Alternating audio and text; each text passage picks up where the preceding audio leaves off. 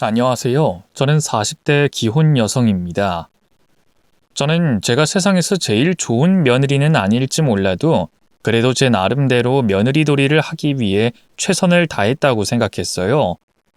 시자 들어간 건 시금치라도 안 먹는다며 시댁이라면 질색하는 며느리들도 많지만 저는 시부모님도 부모님이라 생각하며 자식 노릇을 잘 하려 노력했죠. 그래서 지난 10년간 시부모님 모시고 식사 챙기며 나름 고생스러운 것도 잘 참고 괜찮은 며느리였다 생각했는데 며느리는 절대 딸이 될 수 없는 건지 아니면 제 정성이 모자랐던 건지 저는 큰 곤욕을 치르게 됐습니다. 남편과 저는 지인의 소개로 만나 2년간 연애 끝에 결혼을 하게 됐습니다. 중소기업에 다니던 남편은 벌이가 대단하진 않지만 성실한 사람이었고 영양사 일을 하던 저도 열심히 직장 생활을 해내고 있었어요. 저나 남편은 서로 집안 형편이 넉넉한 편이 아니라 결혼할 때 부모님 도움을 받을 수 없을 거라 생각하고 있었습니다. 물론 부모님들께서는 자식들 걱정에 어떻게든 도움을 주고 싶어 하시겠지만 저희도 제 앞가림하고 사는 성인이다 보니 노후 준비도 제대로 되지 않은 부모님께 고생스러움을 안겨드리고 싶지 않았거든요. 그래서 최대한 저희들끼리 알아서 해보자 생각하며 결혼 준비까지 열심히 노력해 왔습니다.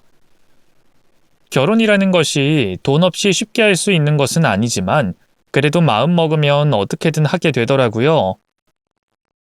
저희의 경우도 욕심을 많이 버린 편이었어요. 신혼여행도 국내로 가기로 하고 신혼집도 어떻게든 저렴한 전셋집을 구해보기로 했죠. 서로 모은 돈은 전셋집 구할 자금으로 쓰다 보니 혼수도 제대로 준비할 수 없었지만 그렇게 알뜰살뜰 준비한 신혼 살림들도 저희에게는 기쁨이기만 했습니다. 물질적인 것들이야 뭐 나중에 더 열심히 해서 채워 넣으면 됐으니까요. 그렇게 저희는 소박한 신혼 살림을 시작하게 됐고 결혼하고 1년 만에 아이도 가지게 됐습니다. 원래는 조금 더 여유가 생기면 임신을 하자고 생각했었지만 세상 모든 일이 계획대로 흘러가진 않더라고요. 당시에는 전셋집 살면서 임신을 해도 되려나 걱정도 됐지만 건강하게 찾아와준 아이의 소식이 기쁘지 않을 순 없었어요. 남들은 불임으로 고생들 한다 그러던데 이렇게 일찍이 찾아와준 것 또한 저희에겐 기쁨일 거라 생각했습니다. 근데 정말 저희 아기가 복덩이였던 건지 아들이 찾아오고 얼마 뒤 저희에게는 좋은 소식이 또 생겼어요. 임신 소식과 함께 주택 청약에 당첨됐다는 소식을 듣게 됐거든요. 워낙 경쟁률이 높다고 하기에 거의 기대도 하지 않았었는데 어떻게 된 일인지 저희가 몇십 대 1의 경쟁률을 뚫고 당첨이 됐지 뭐예요. 그 소식에 저와 남편은 얼싸안고 좋아했습니다. 당시에는 지금보다 방 한 칸 더 많은 전셋집으로 이사가는 게 목표였던 탓에 설마 내 집이 생길 거라는 기대는 하지도 않았었거든요. 물론 청약이 됐다고 해서 그 집이 공짜는 아니었지만 저렴한 금리로 대출을 받아서 집을 살 수 있다는 것만으로도 저희에게는 엄청난 행운이었어요. 아마 그때 그 기회가 아니었더라면 저희는 지금도 전셋집을 전전하고 있었을지도 모르겠네요. 그렇게 저희는 뱃속의 아이 덕분에 내 집 마련까지 할 수 있었고 하루빨리 새 집으로 이사갈 꿈에 부풀어 있었습니다. 그렇게 아이가 태어나고 몇 년 뒤 입주일이 다가올 때까지 저희 부부는 대출금을 조금이라도 줄이기 위해 무던히 노력하며 지냈어요. 서로 맞벌이하면서 자식까지 키우는 게 쉬운 일은 아니었는데 시어머니가 저를 많이 도와주셔서 참 다행이었죠. 제가 친정은 몇 시간 거리로 멀리 떨어져 있었는데 시댁은 30분 거리로 가까웠거든요. 그런데 감사하게도 시어머님이 저를 여러모로 많이 도와주셨어요.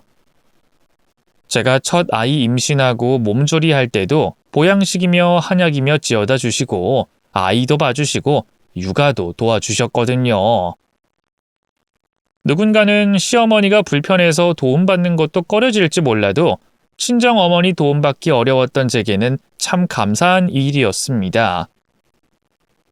저희가 그때 결혼하고 전셋집 구하느라 여윳돈을 다 써버린 데다가 예상 못하게 이른 임신을 하는 바람에 제가 좋은 곳에서 산후조리할 여력이 없었거든요. 그 돈이면 아이 물품이라도 더 사지 싶어서 산후조리원에 돈 쓰기가 아깝더라고요. 그렇다고 중소기업 다니는 저희 남편이 휴가를 길게 쓸 수도 없고 당장 누구 하나는 돈 벌어야 하는 상황에 육아휴직을 낼 수도 없으니 저는 시어머님이 도와주신다면 마다할 일 없이 환영이었죠. 물론 저희 시어머니도 아직 일하시는 분이라 바쁜 분에게 너무 대놓고 바라는 게 죄송스러워서 말 못하고 있었는데 저희 사정을 아시던 시어머니께서 먼저 도와주시겠다고 해주셔서 얼마나 감사했는지 몰라요. 그 덕분에 저는 시어머니가 해주시는 밥 먹으면서 무사히 몸조리를 했고요. 그때 그 일로 시어머니와 많이 가까워질 수 있었다고 생각했습니다. 어머님 감사해요. 어머님도 바쁘실 텐데 집에까지 와주셔서 저 챙겨주시고 어머님 아니었더라면 저 혼자 꼼짝없이 고생할 뻔했지 뭐예요. 그러게, 친정도 멀리 있는 애가 혼자서 어쩌려고 겁도 없이 그래? 요즘 젊은 사람들은 무조건 조리원 가서 누워있더만. 너도 보면 애가 참 악착 같아요. 저희 형편이 여유 있는 편도 아니고 아낄 수 있는 돈은 아껴야죠. 그래도 저는 어머님이 이렇게 도와주시니까 너무 좋은걸요? 아무래도 저는 시집 잘 왔나 봐요. 아이고, 애가 마음에도 없는 소리라고 있어? 아부 떨어봐야 내가 뭐라도 더 해주겠냐? 그 쉰소리 하지 말고 밥이나 먹어라. 저희 어머님은 참 표현에 인색한 분이셨어요. 경상도 분이시라 그런지 목청도 크고 성격도 괄괄하신데 그래서인지 낯간지러운 말을 싫어하시고 제가 이렇게 마음 표현을 하는 것도 어색해하곤 하셨거든요. 그러니 당연히 표현하는 걸 잘 못하는 분이셨죠. 고마우면 고맙다, 좋으면 좋다 하시면 될 것을 어머님은 통 그런 말씀을 하지 못하는 분이셨습니다. 그래서 처음엔 그런 어머님을 오해하기도 하고 저 혼자 속상한 일도 있었지만 어머님을 알아가다 보니 그게 어머님의 진심이 아니구나 하는 걸 깨닫게 됐었네요. 그래서 제가 먼저 시부모님과 합가를 제안하기도 한 겁니다. 저희 시부모님은 평생 내 집 한 번 없이 고생하며 살아오신 분들이셨어요. 누구보다 열심히 사셨지만 워낙 가진 게 없으시다 보니 재산을 불리지 못하고 고생도 많이 하셨거든요. 그래도 하나뿐인 자식 정성껏 키우셨고 저와 남편은 그런 시부모님을 존경했습니다. 그러다 저희가 운 좋게 청약이 되고 새집이 생기자 두 분은 누구보다 기뻐해 주시면서도 뭐라도 도와주고 싶어 하셨어요. 자신들은 아파트 한번 살아보는 게 꿈이었는데 자식이 그 꿈을 이루게 됐다고 좋아하시더라고요. 아유, 집이 참 좋다. 이래서 다들 아파트 하는 모양이야. 그러고 보면 이놈이 복덩이야. 이놈 생기고 니들이 당첨된 거 아니냐. 아무래도 영훈이 이놈이 우리 집안에 복을 가져다 줄 모양이다. 그러고 보니 우리 혁재도 그랬었는데 내가 혁재 임신할 때 태몽 꾼 거 얘기했었니? 웬 호랑이가 집 안으로 쳐들어오는 꿈을 꿨는데 그러고 나서 혁재가 생긴 거 아니냐. 근데 호랑이 될 애를 뒷바라지 한번 못해줘서 고생만 시키고 그러다 결혼하고서야 빛을 보는구나 싶구나. 아무튼 우리는 고생하며 살았어도 니들 잘 사는 거 보니 마음이 좋다. 결혼할 때도 제대로 해준 게 없어서 늘 미안했는데 이사 갈 때는 뭐라도 해줄 테니까 필요한 거 있으면 말해봐. 어머님은 자식들만이라도 좋은 집에 살게 되어 다행이라며 무척 행복해 하셨습니다. 그러면서도 저희의 새집이 좋으신지 여기저기 둘러보시며 연신 감탄을 하시는데 순간 그런 어머님을 이 집에 모시고 살면 어떨까 싶은 생각이 들더라고요. 저희 부모님도 고생 많이 하셨지만 시부모님만큼 형편이 어렵진 않으시거든요. 아직 노후 준비는 다 못하셨다지만 집은 있으시니까요. 지방이라지만 그래도 아파트에서 별 어려움 없이 지내고 계시니 사실 저는 늘 시댁이 더 걱정이었어요. 그나마 두 분이 건강하시다는 게 유일한 다행이었지만 그것도 나이가 드시면 어떻게 될지 모르는 일이니까요. 지금도 어머님은 청소일 다니시고 아버님은 경비일 다니시는데 두 분이 그 힘든 일을 언제까지 계속 하실 수 있으시겠어요? 몇 년쯤 지나면 노환에 몸도 여기저기 고장나실 테고 그러면 외동아들인 남편이 시부모님을 챙길 수밖에 없겠죠. 저야 남동생도 결혼했고 자식이 저 혼자가 아니니 다행이지만 남편은 혼자 책임져야 하니 더 걱정이었습니다. 그래서 며느리인 저도 이래저래 고민이 많았는데 마침 운 좋게 아파트를 얻게 됐고 시부모님 모시고 지낼 만큼 방도 넉넉하다 보니 그냥 지금부터라도 모시고 살아야겠다 싶었어요. 그래서 남편에게 얘기를 했더니 남편도 아주 좋아하더라고요. 물론 저한테 부담될까 싶은지 몇 번이고 다시 물어봤지만요. 당신 정말 괜찮겠어? 아무리 그래도 시부모님 모시고 사는 게 쉽지 않을 텐데 나야 너무 고마운 일이지만 당신한테 못할 짓 하는 게 아닌가 싶어서. 내가 먼저 그러자고 하는 건데 당신이 못할 짓 할 게 뭐가 있어. 어차피 나중 되면 자주 찾아뵙고 신경 써야 할 텐데 그럴 거면 그냥 모시고 사는 것도 괜찮지. 우리가 어머님 도움을 좀 받았어야지. 그리고 우리 곧 둘째 생기면 어머님한테 더 의지해야 할 거고 그럼 나도 시댁에 그만큼 해야지. 그때 저희가 새 집으로 이사 가면서 둘째를 계획 중이었는데 아이 둘 키우면서 시부모님 도움을 받지 않을 수는 없었거든요. 그렇다 보니 어쩌면 합가를 하는 게 시부모님에게나 저희에게나 좋은 일이라고 생각했어요. 그렇게 저희 생각을 말씀드리자 시부모님께서도 다행히 좋아해 주셨습니다. 처음에는 아버님께서 자식들에게 민폐다 싶은지 거절을 하셨었지만 시어머니의 설득으로 결국 합가를 결정하셨어요. 그렇게 그 후 저희는 시부모님을 모시고 지내게 됐고 저는 두 아이를 낳아 기르며 10년간 시부모님을 각별히 챙겼습니다. 어머님이 저 대신 아이들을 많이 챙겨주셨으니 제가 더 도움을 받았다고 해야겠지만 저도 나름대로 잘 하려고 애썼거든요. 제가 직업이 영양사다 보니 음식에는 자신이 있는 편이라 시부모님 모시고 매 끼니 식사는 제가 책임지고 챙겼어요. 평생 주방일로 손에 물기 마를 날 없이 살림에 이골이 나신 시어머니를 조금이라도 편하게 해드리고 싶었거든요. 아침 일찍 일어나서 출근하기 전에 밥 준비하고 퇴근하자마자 불이 나게 식사 준비하는 게 쉬운 일은 아니었지만 그래도 제 음식 드시고 좋아해 주시는 시부모님을 보면 고단함이 씻겨나가는 듯 했습니다. 그렇게 제가 노력한 덕분인지 시부모님도 저를 많이 예뻐해 주셨고 저는 시부모님께 딸 같은 며느리가 됐다고 생각했어요. 표현이 많지 않으신 어머님은 아직도 칭찬에 인색하시지만 그래도 같은 여자로서 속마음을 터놓고 잘 지냈고 아버님께서는 다른 식구들 몰래 제게만 용돈을 챙겨주시기도 하셨거든요. 며느리 고생한다고 힘들게 번 돈을 쥐어주시던 시아버지는 늘 든든한 제 편이셨습니다. 그렇다 보니 어느덧 저는 멀리 계신 친정 부모님보다 함께 사는 시부모님이 더 가깝게 느껴지기도 했어요. 그래서 두 분이 오래오래 건강하셨으면 좋겠다 싶었죠. 그러던 어느 날 갑작스러운 부고가 들이닥쳤습니다. 멀쩡하시던 아버님께서 어느 날 갑자기 돌아가신 거예요. 저희 어머님은 그날 어린 손녀딸이랑 한 방에서 주무신 탓에 아버님 상황을 모르고 계셨고 아침 준비를 하려 제일 먼저 일어난 제가 거실에서 늘 뵙던 아버님 모습이 보이지 않아 걱정을 했었죠. 원래는 아버님이 먼저 일어나셔서 신문을 읽고 계시거든요. 방문을 두드렸는데도 한참 조용하시기에 그때까지도 저는 아버님이 주무시고 계신 줄만 알았어요. 원래는 늘 부지런하신 분이셨지만 어쩌다 그런 날도 있을 테니까요.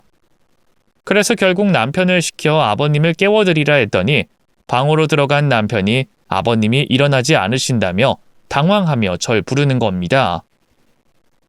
여보, 이리 좀 와봐. 아버지가 일어나질 않으셔. 그게 무슨 소리야? 아버님이 안 일어나신다니 주무시는 거 아니셔? 아무래도 그게 아닌 것 같아. 처음엔 저도 남편이 무슨 소리를 하나 싶었어요. 아버님이 안 일어나신다고 놀라길래 아버님이 어디 편찮으신 건가 생각했죠. 그런데 방 안으로 들어가니 아버님이 숨소리 없이 조용하신 겁니다.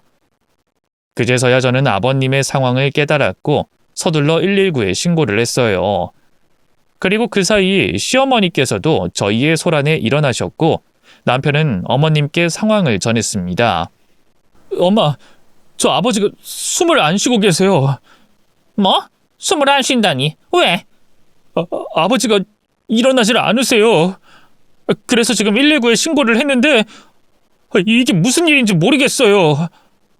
아니 얘들이 지금 무슨 소리 하는 거야? 네 아버지가 왜? 구급차는 왜 불렀다는 거야? 어디가 아프다는 거니?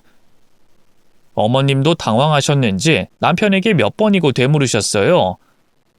저희도 그랬지만 어머님께서도 그 상황을 받아들이지 못하시는 건 매한가지였습니다. 그리고 잠시 뒤 구급대원들이 집으로 도착했고 구급대원들은 자신들이 사망 신고를 할 수는 없다며 우선 절차를 위해 병원으로 가야 한다 말했습니다. 그때까지만 해도 온기가 남아있는 듯 착각을 했는지 저나 남편은 아버님을 살릴 수 있지 않을까 생각했었거든요. 그런데 사망 선고를 말하는 구급대원의 말을 들으니 순간 몸에서 피가 빠져나가는 것 같더라고요. 머리로는 알고 있었지만 이해할 수 없었던 아버님의 죽음을 받아들여야만 하는 상황이었어요. 그렇게 저희는 다리가 풀리신 어머님을 부축해 다 같이 병원으로 가게 됐습니다. 그리고 병원에서 아버님은 결국 사망 선고를 받으셨어요. 사후 강직의 정도로 봤을 때 사망 추정 시간은 서너 시간 전쯤. 그러니 아버님은 새벽녘에 혼자 조용히 돌아가신 것이었습니다. 곁에 다른 상처나 특별한 흔적들이 없는 걸로 봐서 이 사인은 노환에 의한 자연사인 것 같습니다. 평소 환자분이 앓던 지병이나 특이사항은 없으신가요? 없어요 그런 거. 이 양반이 얼마나 건강하고 튼튼한 사람인데 감기 걸려도 약 한 번 안 먹고 버티던 사람이에요. 그럼 아무래도 주무시다 돌아가신 게 맞는 것 같습니다. 검안 확인서 작성해 드릴 테니까 장례 준비하셔야겠어요. 담담히 말하는 의사의 통보에 저나 가족들은 선뜻 받아들이기가 어려웠습니다. 아버님이 정말 돌아가셨다니, 그것도 자연사라는 것이 이해가 되지 않더라고요. 물론 아버님 연세가 벌써 7순을 넘기셨지만 요즘은 100세 시대인데 떠나시기에는 너무 이른 나이가 아닐까 싶더라고요. 그렇다고 아버님이 평소 앓던 지병이 있거나 몸이 허약하신 분도 아니었는데 말이죠. 어쩌면 저희 남편보다도 건강하시구나 했던 아버님이 갑자기 돌아가셨다니, 갑작스러운 아버님의 사망 소식은 저희 가족 모두에게 충격일 수밖에 없었습니다. 저희는 급하게 아버님의 장례를 준비해야 했어요. 모든 게 갑작스러워 정신이 없었는데 그래도 살아생전 아버님께서 덕을 많이 쌓으셨는지 아버님 소식을 듣고 놀라서 달려와 주신 지인분들이 참 많았습니다. 다들 어쩐 일이냐며 한마디씩들 하고 가시는데 저희도 뭐라 말을 해야 할지 모르겠더라고요. 그런데 그 중에서 유독 어머님 지인들이 말씀이 많으셨어요. 다른 분들은 주무시다 돌아가셨다는 얘기를 들으면 그래도 편안히 가셨구나, 그 정도면 호상이라며 저희를 위로해 주시기 바빴는데 유독 어머님 지인들 중 몇몇 분이 쓸데없는 말을 옮기시더라고요. 근데 어쩌다 그런 거래? 몰라. 갑자기 그랬다는데 이유도 모른다 그러네. 이 집 양반 어디 지병이라도 있었나? 건강하다고 하지 않았어? 아유, 그러니까 말이야. 평소에도 자기 남편이 건강하다고 그렇게 자랑을 하더니 그 나이에 챙겨 먹는 약도 없었다 그러지 않았냐고. 근데 그런 양반이 겨우 7순 나이에 죽어? 아무래도 뭔가 이상한데 말이야. 그러게, 뭔가 이상하긴 하다. 거기다가 아들 내외랑 같이 살았다고 그러지 않았었나? 아들 며느리랑은 사이 좋았대? 그거야 우린 모르지. 그런 속 얘기까지 구구절절 하나. 근데 아까 보니까 이 집 며느리는 슬프지도 않은지 울지도 않대. 어머, 그게 정말이야? 하긴 나도 아까 보니까 이 집 며느리는 손님들 맞으면서 방긋방긋 잘 웃더라. 아무리 그래도 모시던 시아버지가 돌아가셨는데 어떻게 웃음이 나오나? 에휴, 그래봐야 시자라 그거지. 원래 며느리들이 다 그래요. 지네 친정이나 챙길 줄 알지 시부모님 어려운 줄 아는 며느리들이 몇이나 돼. 그래도 시부모 모시고 산다 그러길래 드물게 바른 며느리인 줄 알았더니 별로 그렇지도 않은가 봐. 아니 아까도 내가 편육 좀 더 갖다 달라 그러는데 자기 바쁘다고 쌩하니 무시를 해버리더라니까. 어머, 그게 정말이야? 어머님 지인들이신 할머님들 몇몇이 삼삼오오 모여서 얘기를 하시는데 그분들이 글쎄 제 욕을 하셨다는 거예요. 그것도 제 친구가 듣고는 너무 기가 막히다며 제게 전해주더라고요. 아무래도 아버님이 갑작스럽게 돌아가신 게 뭔가 있는 것 같다느니 이상하다느니 그러면서 며느리인 저를 의심하는 것 같은 말을 했다는 겁니다. 저를 의심하는 것도 별 이유가 아니었어요. 설마 자식이 그랬을 리는 없겠고 그렇다면 피 안 섞인 며느리가 제일 의심스러운데 며느리인 제가 눈물 한 방울 흘리지 않았고 손님인 자신들에게 친절하지 않았다는 이유였죠. 그 말을 듣는데 참 기가 막히더라고요. 그럼 내가 남들 앞에서도 울어야 한다는 건지 내 속이 어떤지 자기들이 뭘 알고 그런 말을 할까 싶어서요. 거기다 제가 바쁘다고 무시를 했다는데 저는 그런 기억도 없었어요. 가뜩이나 일손 없는데 손님들이 많이 찾아와 주셔서 정신없이 바빠서 여기저기서 저를 찾아대는데 제가 몸이 10개라도 모자라겠더라고요. 근데 그 와중에 제가 부르는 소리를 못 들었다고 그게 설마 일부러 그러는 거겠어요? 보통이면 상갓집에서 그런 정도는 이해해 주셔야 맞는 게 아닌가 싶은데 그분들은 참 어른이지 못하셨네요.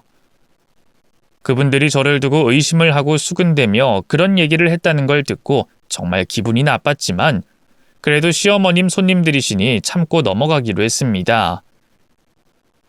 어머님 손님들에게 가서 화를 낼 수도 없는 거고 그때는 그럴 겨를도 없었죠.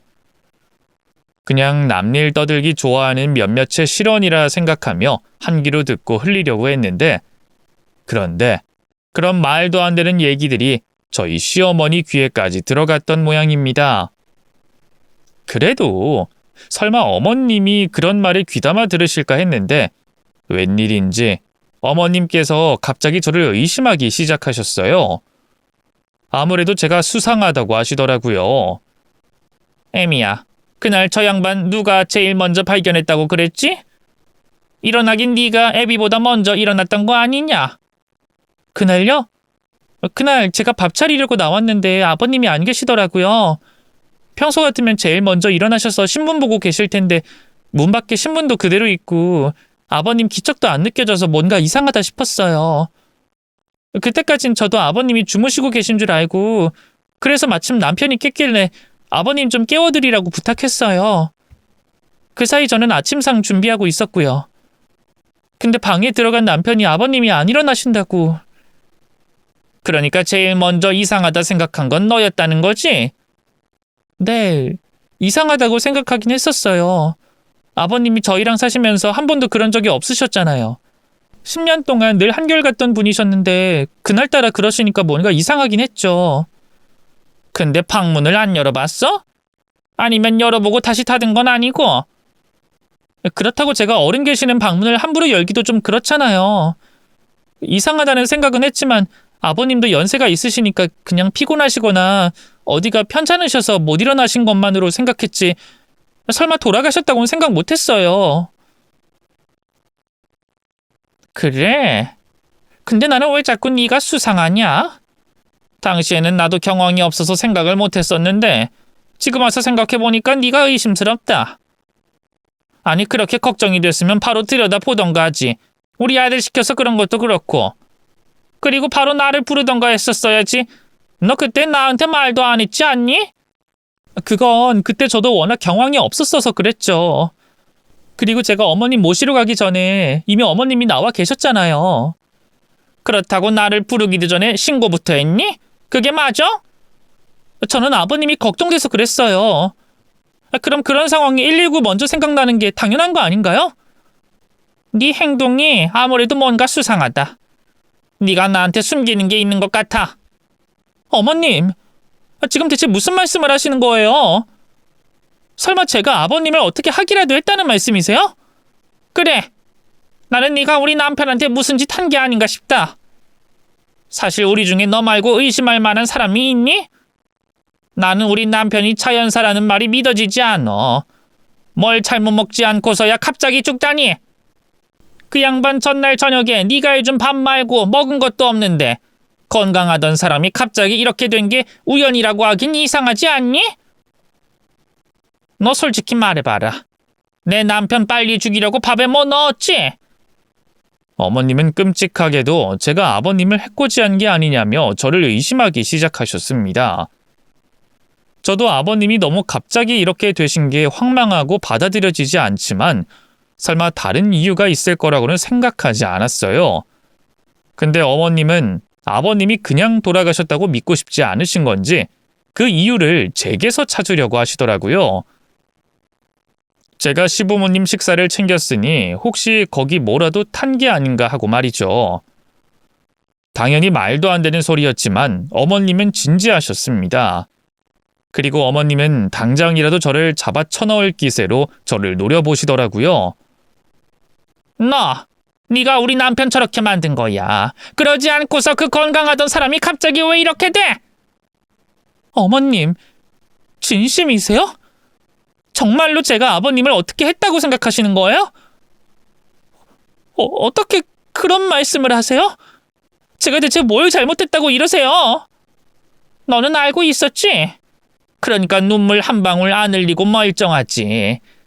나는 지금 울다 쓰러져도 이상할 일이 없는데 어떻게 너만 이렇게 멀쩡하냔 말이야? 너 시아버지 돌아가셔서 슬프기나 하니? 오히려 잘 됐다 싶은 거 아니야? 저도 슬퍼요. 저도 많이 힘들고 못 견디겠는데 겨우 버티고 있는 거라고요. 어머님은 지인들이 하는 말을 듣고 그러시는 건지 제가 슬퍼 보이지 않는다며 억지 주장을 펴셨습니다. 앞에서 대성통곡하지 않았으니 제가 슬프지 않다고 생각하시는 걸까요? 설령 그랬다고 하더라도 제가 시아버지를 어떻게 했을 리는 없었는데 말이에요.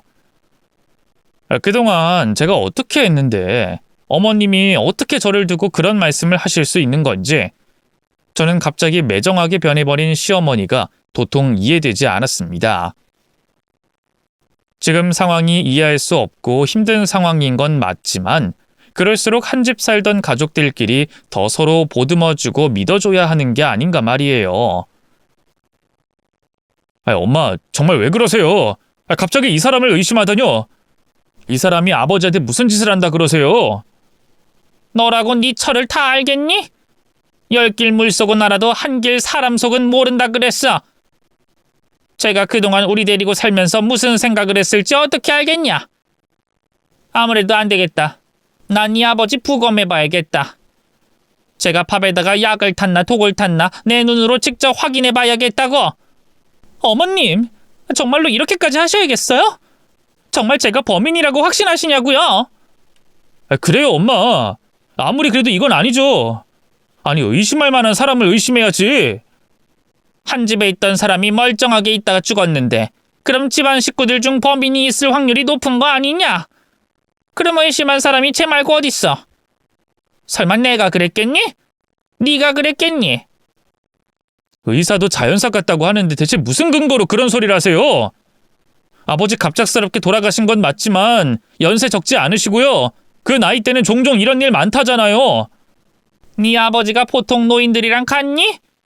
그 나이에도 삽으로 땅 파고 등산 다닐 만큼 건강하던 사람인데 그런 사람이 갑자기 자연사 할 일이 뭐가 있다고?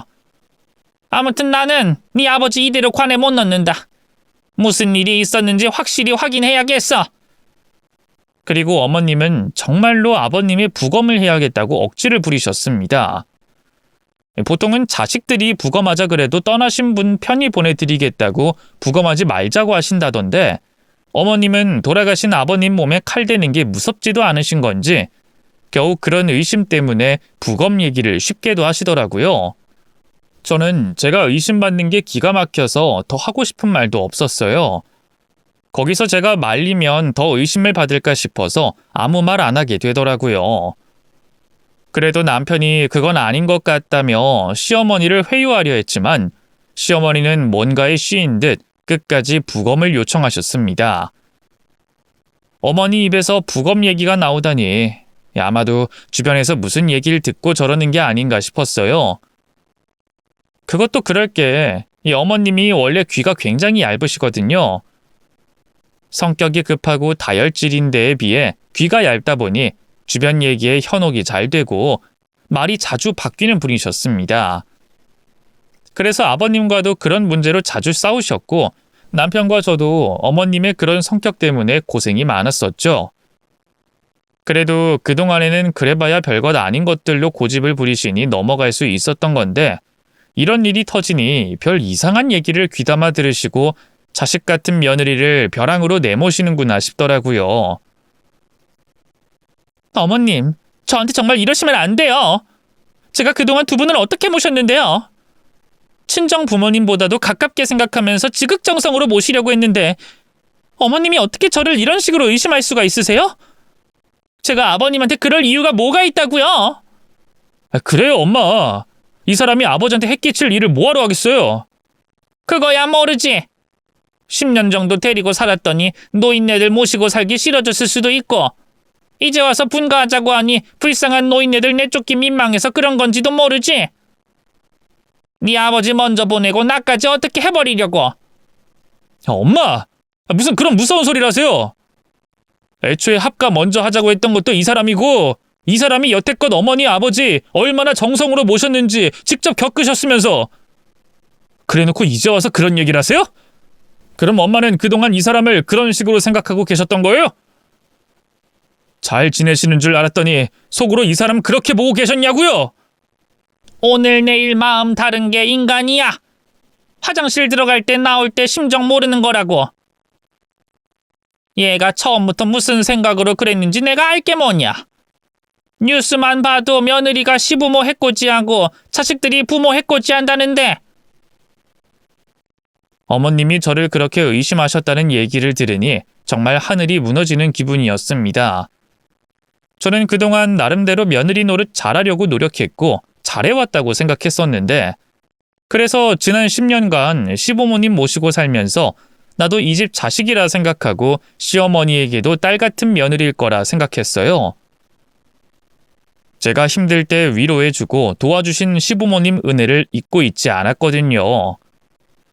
그런데 정작 어머님은 저런 생각을 하고 계셨을 거라 생각하니 그동안 나를 어떻게 보고 계셨나 싶으면서 그동안의 노력이 전부 물거품이 되는 기분이었습니다.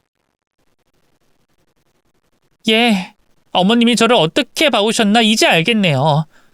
저는 나름 딸 같은 며느리인 줄 알고 그만큼 더 잘하려고 그랬는데 어머님한테는 그게 전부 가식으로 보였던 거군요. 저를 그동안 객식구로 생각하셨으니 이런 의심이 드실 법도 하죠.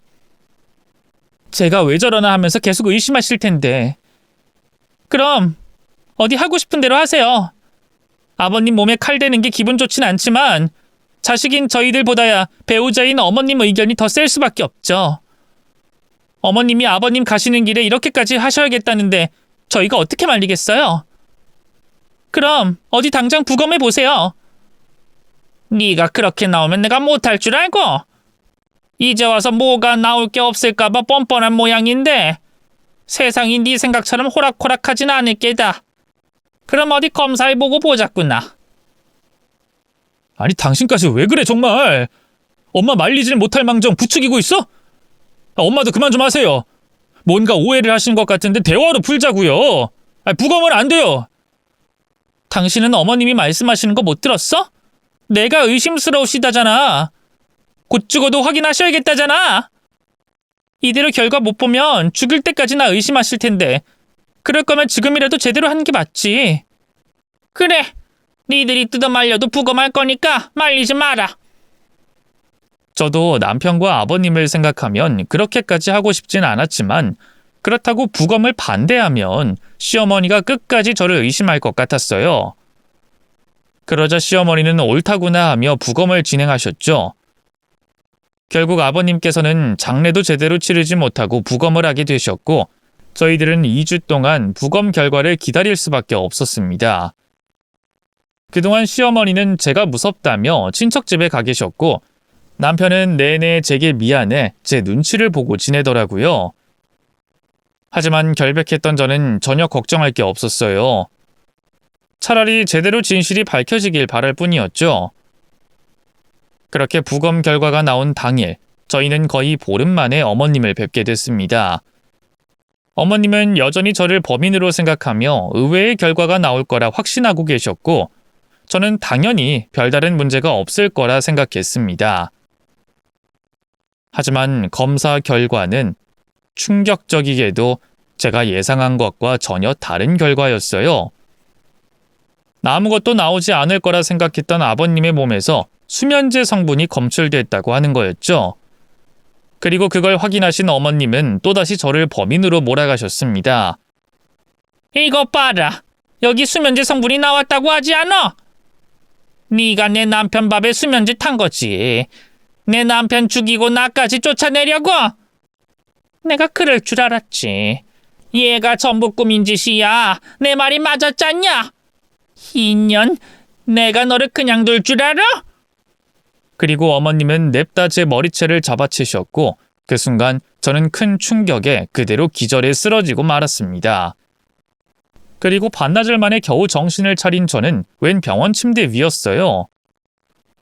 제가 쓰러지면서 남편이 저를 병원으로 데려간 거였죠. 여보, 일어났구나. 다행이다. 당신이 갑자기 쓰러져 버려서 얼마나 놀랐는지 몰라. 다행히 심각한 건 아니고 피로 누적의 충격으로 실신한 거래. 안 그래도 당신 요즘 제대로 잠도 못 자고 스트레스 많았잖아. 그래서 그냥 입원 신청했으니까 며칠 푹 쉬다가 가자. 그것보다 어머님은? 아니 아버님은? 수면제라니 그게 무슨 소리야? 정말인 거야? 남편은 제 걱정부터 해줬지만 정작 저는 제 걱정은 뒷전일 수밖에 없었습니다. 쓰러지기 직전에 아버님의 부검 결과를 들었다 보니 다른 것보다 그게 제일 궁금하더라고요. 그러자 남편은 그런 제게 충격적인 이야기를 해줬습니다. 그 수면제 성분이 나온 건 맞아. 근데 그것 때문에 돌아가신 건 아니래. 그 수면제가 치사량도 아니었고 뭐 다른 특별한 이상은 없었대. 그냥 엄마가 수면제 성분 하나만 보고 흥분해서 그러신 거야. 그럼 아버님은 그냥 자연사가 맞으신 거야? 아무래도 그렇지. 아버지 연세에는 숨만 잘못 쉬어도 위험하다니까. 우리 아버지가 아무리 건강하셨다고 한들 노안을 어떻게 감당하겠어. 그냥 우리가 예상하기도 전에 너무 일찍 떠나셨을 뿐이지. 근데 아버님이 원래 수면제를 드셨어? 아버님이 갑자기 왜 수면제를 드신 거야? 그게 갑자기가 아니었을 거야. 사실 아버지가 몇 년 전부터 잠을 잘 못 주무신다고 말씀을 하셨거든. 처음엔 나이 들면 잠이 없어진다니까 그래서 그런 줄 알았는데 아무래도 아버지가 불면증을 겪으셨던 모양이야. 사실 그쯤에 아버지가 일하던 곳에서 문제가 있었거든. 경비업체에서 별것도 아닌 실수를 들먹이면서 일방적으로 해고 통보를 했더라고. 그래서 아버지가 많이 힘들어하셨나 봐. 가족들 걱정할까 싶어서 우리한텐 말씀도 안 하셔서 나도 한참 뒤에나 알게 됐는데 그때 아버지가 노동청 쫓아다니고 뭐 이래저래 고생하시느라 아마 그때부터 수면제를 드셨던 것 같아. 전혀 몰랐어. 아버님은 늘 괜찮으신 줄만 알았는데. 아니 그런 일이 있으셨으면 말씀을 하시지. 그렇게 힘드시면 아예 일을 그만두셨어도 될 텐데. 아버지 성격에 집에서 쉬고 계실 분은 아니시잖아.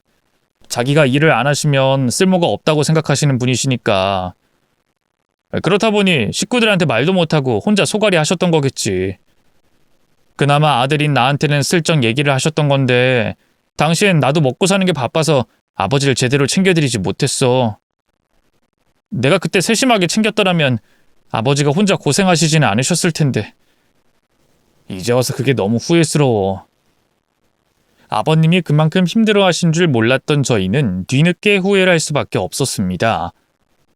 한 집 사는 자식이면서 어떻게 아버님 힘든 걸 모르고 있을 수 있었던 건지 그동안 좋은 며느리였다 자부했던 제가 참 면목 없어지더라고요. 그러자 시어머니가 저를 의심하신 것도 제가 모자라서 벌어진 일이 아닌가 싶었어요. 그래서 어머님은 지금 어디 계셔? 엄마도 병원에 있어. 지금 검사 중이야. 왜? 어머님 어디 아프셔? 설마 어머님도 충격에 쓰러지신 거야? 그게 아니고 여기 대학병원 정신과. 내가 엄마 이상하다고 검사 한번 받아보자 했거든. 제가 쓰러지고 반나절 동안 참 별일이 다 있었더라고요. 처음엔 어머님도 수면제 성분이라는 것만 보시고 흥분을 하셔서 저를 가만두지 않겠다고 난리를 피셨는데 남편이 제대로 서류를 읽고 설명을 해드리자 그제서야 진정하고 상황을 받아들이셨다고 하셨어요. 결국 아버님이 수면제 때문에 돌아가신 게 아니라는 걸 알게 되신 어머님도 저에 대한 의심은 거두셨지만 남편은 갑자기 변해버린 시어머니가 이상하다 싶었던 모양입니다. 그래서 저를 병원에 입원시킨 참에 어머님에게도 정신과 진료를 권유했다고 했습니다. 그래서 어머님이 검사를 받고 계셨던 거죠. 아마 지금쯤 검사 끝났겠네. 당신 걱정돼서 옆에 있었는데 이제 당신 일어났으니까 나 엄마한테 다녀올게. 당신은 걱정하지 말고 쉬고 있어. 나도 같이 갈까? 아니야. 당신이 지금 엄마 만나봐야 서로 좋을 게 있겠어. 엄마가 지금은 의심을 거뒀다 하지만 또 무슨 말을 하실지 모르고. 당신도 당한 일이 있는데 지금은 대학이 껄끄러울 거 아니야. 그리고 우선 엄마 검사 결과부터 알아보고 차근차근 해결해보자. 내가 봤을 때는 아버지 돌아가신 충격에 트라우마라도 생기신 게 아닌가 싶은데 혹시나 치매는 아니길 바라야지. 순간 저도 아차 싶더라고요. 평소 어머님의 다혈질적인 성격만 생각해서 또 욱해서 저러시나 보다 생각했지 설마 그게 치매 증상일 거라고는 생각하지 못했거든요. 근데 남편은 자신의 어머니에게 정말로 문제가 있는 건 아닐까 진심으로 걱정하는 모습을 보였습니다. 그러자 순간 남편처럼 생각하지 못한 제가 너무 부끄러워지더라고요. 저도 딸 같은 며느리를 자처하며 좋은 며느리인 척했지만 그 순간 어머님 걱정보다는 의심당한 게 화가 났으니까요. 그래서 저는 뒤늦게라도 어머님에게 제발 별일이 없길 바랄 수밖에 없었습니다. 하지만 그런 저희의 바람에도 어머님은 결국 치매 진단을 받게 되셨습니다. 설마 했던 그 의심들이 전부 치매 초기의 증상들이었더라고요. 그나마 그 와중에 다행인 것은 어머님의 병증이 아주 초기였기에 치료를 하면 충분히 진행을 늦출 수가 있다는 거였어요. 의사 선생님 말씀으로는 치매는 일찍 발견하면 할수록 예후가 좋아서 지금 당장 치료를 시작하면 당장 몇 년간은 상태가 악화되지 않을 거라고 하시더라고요. 어머님이 치매라는 말은 청천벽력 같았지만 그래도 희망이 있다는 말에 겨우 안심할 수 있었습니다. 물론 어머님께서는 자신이 치매라는 사실을 쉽게 받아들이지 못하셨어요. 이미 치매 진행이 돼서 그런지 처음엔 저희들이 어머님을 속이는 거라 생각하시며 저희 말을 듣지 않으려고 하시더라고요. 그러면서 제가 아버님을 해코지한 거라며 자신까지 해칠 거라 생각하고 두려워하셨는데 처음엔 오해당해 기분이 나빴던 저도 이제는 어머님의 상태를 알고 나니 더 이상 상처받지 않았습니다. 오히려 치매라는 끔찍한 병을 얻으신 시어머니가 너무 안쓰럽고 걱정이 될 수밖에 없었어요.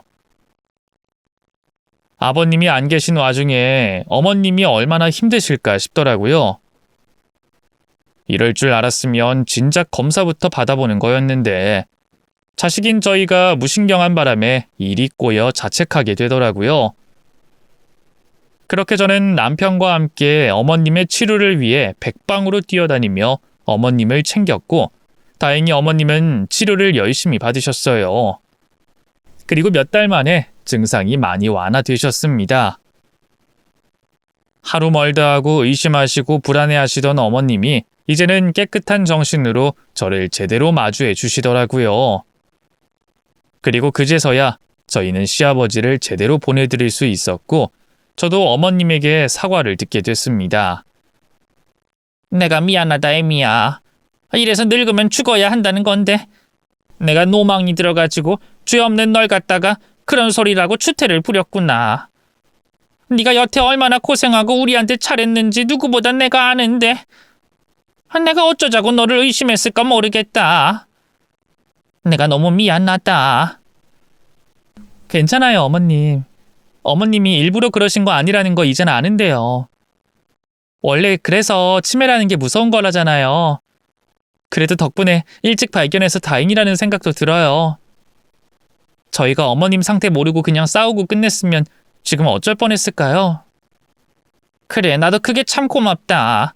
나 같았어도 저 노인네가 노망 났구나 하면서 괜한 고집 부린다고 생각하고 모른 척했을 텐데 니들이 나를 진심으로 걱정해주고 챙겨줘서 내가 나아질 수 있었던 거 아니겠니? 어쩌면 네 시아버지가 마지막으로 내가 안쓰러워서 기회를 줬는지도 모르겠고 내가 네 시아버지한테 의지를 많이 했던 모양이야. 살아생전엔 그렇게 구박하고 잔소리했지만 그래도 내가 평생 믿고 살았던 사람 아니냐. 근데 그런 사람이 하루아침에 그렇게 돼버리니까 나도 너무 충격을 받았어. 그래서 나도 모르게 주책을 떨었나 보다. 아무튼 내가 미안하고 앞으로는 잘하마. 저도 어머님 열심히 모실게요. 어머님도 치료 열심히 받으시고 건강하게 지내시면 다 괜찮을 거예요. 저희가 옆에서 도와드릴 테니까 두려워하지 마세요, 어머님. 그리고 앞으로는 어머님도 솔직하게 표현해 주세요. 이제 아버님도 안 계시니까 저희가 더 신경 쓸게요, 어머님. 그래, 그럼마. 니들한테 의지해서 미안하지만 고맙다. 그렇게 어머님은 앞으로 자식들에게 의지하시며 열심히 치료를 받으며 지내기로 하셨습니다. 시어머니가 치매라니 앞으로 어떻게 해야 할지 저도 겁은 나지만 그래도 어머님이 더 이상 못 볼 꼴 보지 않고 최대한 건강하게 지내다가 가셨으면 하는 바람이 있어요. 아버님은 너무 갑작스럽게 보내드려야 했지만 나중에 어머님을 떠나보냈을 때 후회가 없을 수 있도록 저도 더 노력을 하고 좋은 며느리가 되려 합니다. 그럼 여러분들도 후회 없이 지내시길 바라며 제 사연은 여기까지입니다. 감사합니다.